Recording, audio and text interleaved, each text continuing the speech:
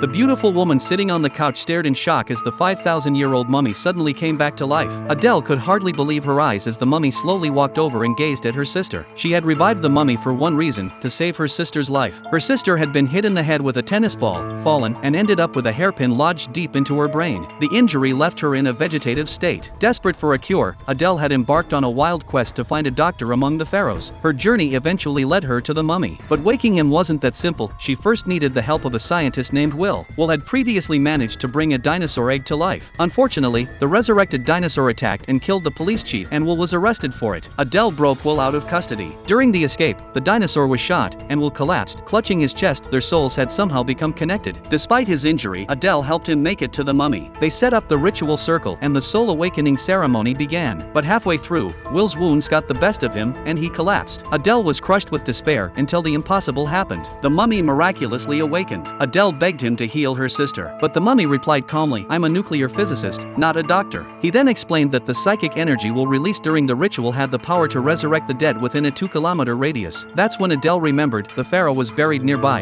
in the Louvre Museum. That night, she snuck into the museum with the mummy and her unconscious sister. A man out for a nighttime stroll saw the mummy and promptly fainted from shock. The mummy, amused, chuckled out loud, only to get scolded by Adele. The group finally reached the pharaoh's tomb. Adele opened every sarcophagus, asking the mummies inside if any of them were doctors. All the mummies gathered around a single coffin. Inside was the pharaoh himself, now awakened. Adele pleaded with the pharaoh to let his doctors save her sister. Moved by her sincerity, he agreed. One of the pharaoh's doctors stepped forward and examined the girl. He calmly pulled the metal pin from her head. Adele panicked. Hospital doctors had told her that removing it would kill her. They laid the girl on a stone slab. The doctor then mixed the pharaoh's preserved organs with a special medicine and applied the mixture to her wound. As a trail of green smoke rose, an assistant handed over the mummy's ancient bandages. The pharaoh stepped closer and gently touched the girl. Suddenly, Ellie, Adele's sister, opened her eyes. Overjoyed, Adele threw her arms around her sister. The mummies quietly took their leave. The man who had fainted earlier regained consciousness and tried to run, only to faint again at the sight of the departing mummies. They all began heading toward the Nile. As for Adele, she boarded the Titanic,